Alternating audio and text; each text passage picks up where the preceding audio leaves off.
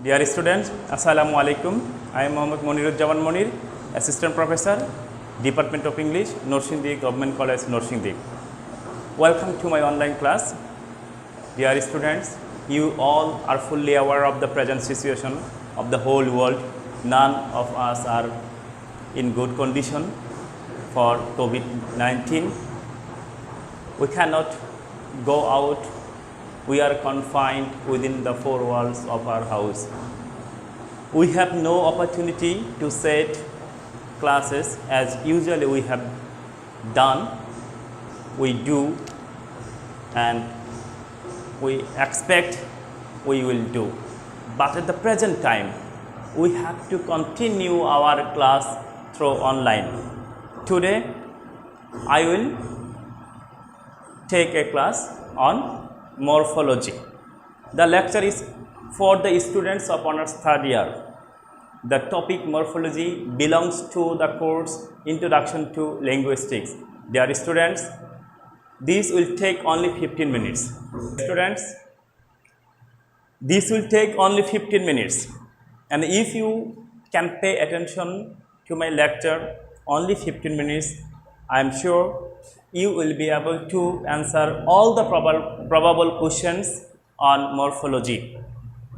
Before going to discuss on morphology, I would like to inform you what is morphology, what is a morpheme, types of morphemes and details of them. After 15 minutes or after listening my lecture, you will be able to know these three terms in a vividly. Okay, now what is morphology? Morphology is the study of the internal structure of word. Study of internal structure of word. Structure of word. Structure of word. Internal structure of word. If we want to be clear, then I may add another definition. Morphology is the study where how the word changes,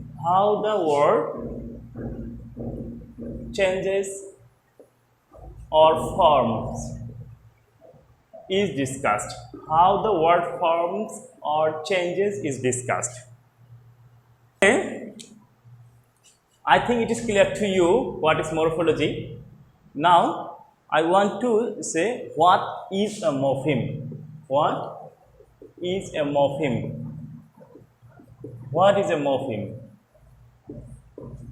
Morpheme is the smallest meaningful a grammatical unit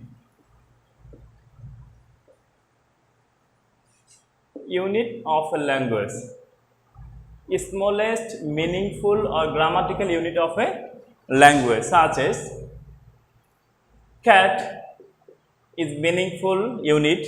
We cannot break cat into a smaller one, and cats here S is grammatical unit.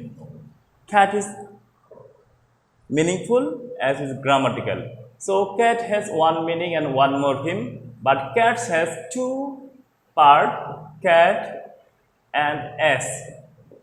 It has two meaning, cat and cats. So this word cats has two meaning, cat and cats, and it has two morpheme, cat and S. But the word cat is only one morpheme. I think it is clear to you. Now we will go to discuss about the types of morphemes. Now morphemes. Morphemes mainly two types, free morphemes and bound morphemes. Free morpheme can stand alone. Free morpheme is used as individual word. Bound morpheme cannot stand alone. Bound morpheme cannot express their meaning individually. Free morphemes, again free morphemes are of two types, lexical morpheme, functional morpheme. Bound morpheme are of two types, derivational morpheme, inflectional morpheme. Derivational morpheme are of two types, class maintaining derivational bound morpheme and class changing derivational bound morpheme. Bound morpheme normally, according to the places of bound morpheme, it is divided into another three types, such as prefixes, suffixes and infixes. Prefix, suffixes and infixes. Now, we will discuss details about these kinds or types or morphemes. Free morphemes, we have already told that can stand alone, and free morphemes are used individually as words. Now, if we give some example or notice some example, then it will be clear. Cat. Cat is a word which can stand alone as individual word. So, cat is a free morpheme. But we have already given another example, cats. In the word cats, S cannot express its meaning individually and it cannot stand alone, but S has grammatical function to make cats from cat. So, S is a morpheme and this type of morpheme is called bound morpheme. So, S is a bound morpheme, cat is a free morpheme. Now, we will discuss what is lexical. Now, we know free morpheme are of two types, lexical free morpheme and functional free morpheme. What are lexical free morphemes? Lexical free morpheme are those morphemes that can carry the content of utterance.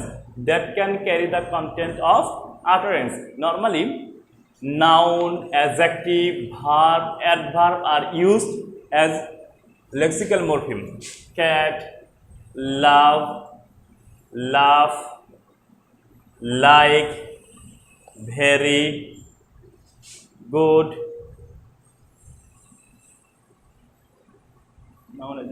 These all are lexical free morpheme. And functional free morpheme are those that serve the grammatical role. Such as preposition, article and conjunction are used as functional free morpheme.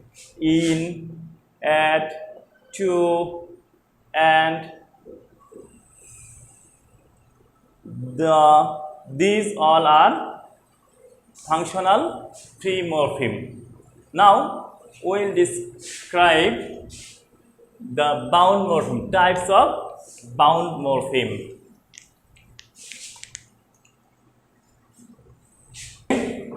Bound morphemes cannot stand alone, cannot express their meaning independently. According to the place of bound morpheme, there are three types: prefixes, suffixes and infixes. Prefix, I think all you have idea about prefixes. Pre means before, fix means to add. So prefixes means some indicates the morpheme that is. Prefixes are that kind of morpheme that are used before word and alters the meaning of the word. Happy is a word, unhappy, this is used before happy and change the meaning of happy. So, is prefix.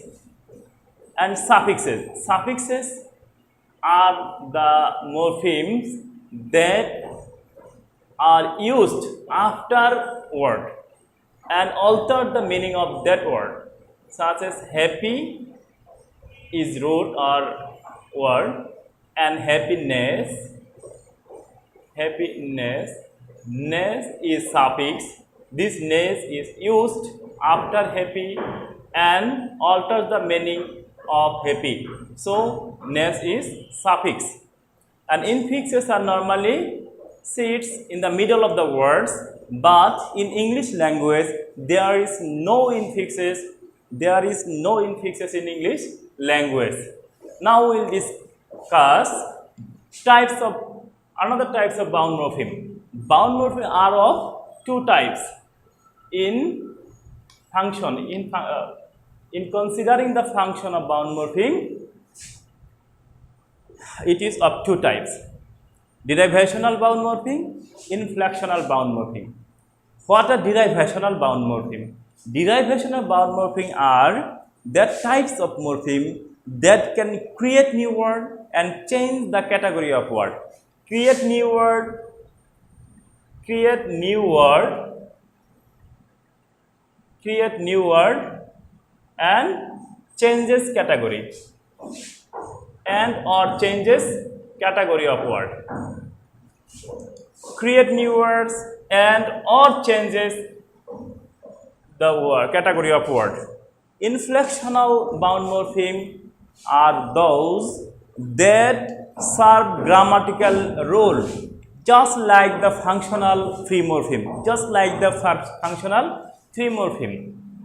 So I will discuss now types of derivational bound morpheme. Derived morpheme are of two types: class maintaining derivational, class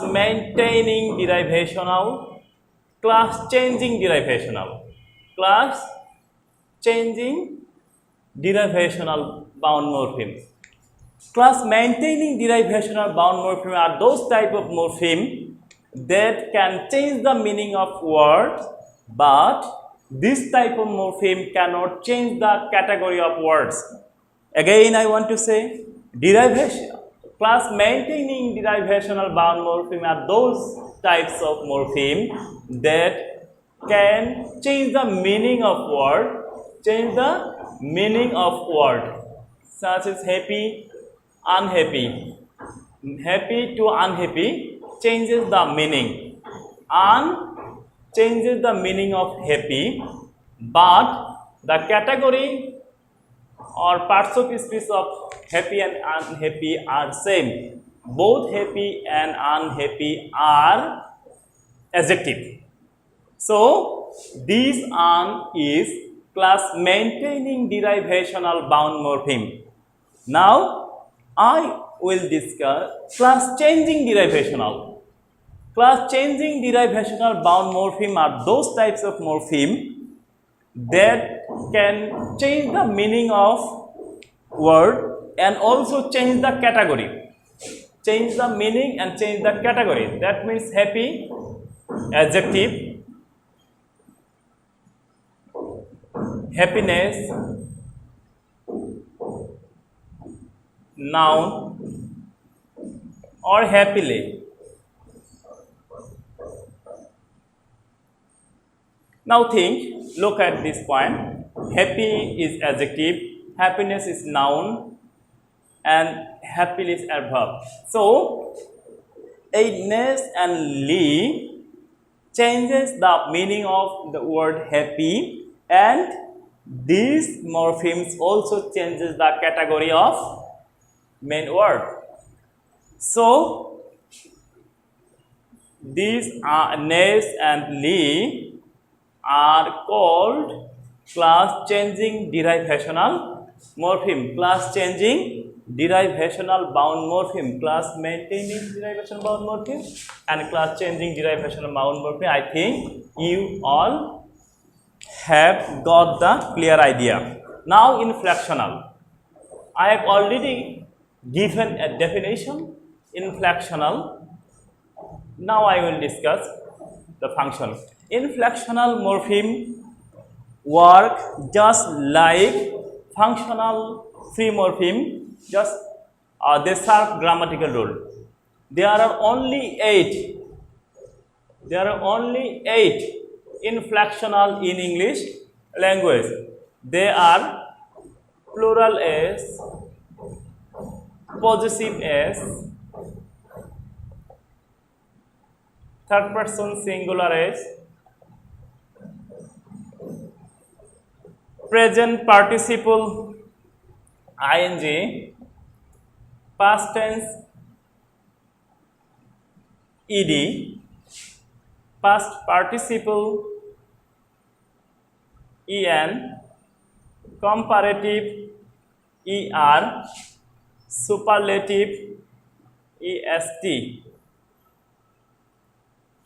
These 8 are inflectional in English language. I think you all have now clear idea about morphology. Now I want to recapitulate the terms you have been already taught. Morphology. Morphology is the study of internal structure of words. Cat, cats. So as cat are morpheme. Morphology is the study of internal structure of words. That means how the word forms or changes. Cats to cats. After adding s, it changes. Morphemes, smallest meaningful or grammatical unit. So cat is smallest meaningful, s is grammatical unit. So cat and s are morphemes. Now morphemes, normal two types, free morpheme, bound morpheme. Free morpheme can stand alone, free morpheme can express their meaning, bound morpheme cannot stand alone, bound morpheme cannot express their meaning. Free morpheme are of two types, lexical morpheme, functional free morpheme. Lexical free morpheme are those that carry the content of utterance. Functional morpheme are those that just serve the grammatical rule. Prefixes and suffixes and infixes, these three are the types of bound morpheme according to the position of bound morpheme. Prefixes, suffixes, infixes. Prefixes are those types of bound morpheme that are used before the word and alters the meaning of the word, sometimes also category of the words. Suffixes are those that are used after the words and alter the meaning of the words. Infixes are those types of morpheme that are used in the middle of the words, but infixes are not found in English language. Now, according to their function, bound morpheme are of two types, derivational and inflectional. Derivational morpheme are those types of morpheme that can change or create new words. Change the words, create the new words. Derivational morpheme are of two types, class maintaining derivational, class changing derivational morpheme. Class maintaining derivational morpheme are those types of morpheme that are used to change the meaning, but these morpheme do not change the category of the word, such as happy, unhappy. We have already given this example, happy and unhappy. This un is class maintaining derivational morpheme. Class changing derivational morpheme are those types of morpheme that can change the meaning and also alters or changes the category of word. This next is the class changing derivational morpheme, as happy and happiness are not in the same category. Happy is adjective, happiness is noun. Now, inflectional. Inflectional serve the grammatical role. There are only 8 inflectional, plural s, possessive s, third person singular s, ed, en, er, est. These 8 are inflectional. I think you all have got a clear idea about morphological process or morphemes. Give some home task. You will listen this lecture more than once and you will try to answer few questions which may be set for your final exam. Now you have to practice. What is morphology? What is a morpheme? Discuss the types of morphemes. Write a short note on derivational morphemes. Write a short note on inflectional morphemes. And finally, you have to find out morphemes from word. I have given a word, anti-disestablishmentarianism. Anti-disestablishmentarianism. This is a word. You have to find out how many morphemes are there in this sentence. This is all about morpheme and morphology, and next class I will conduct on another topic, and I think I suggest you, if you can attend Zoom class, then it will be more beneficial. You will ask question and you may get feedback. So I think you will be benefited after attending all online classes. Stay at home, save life. Bye. With safety.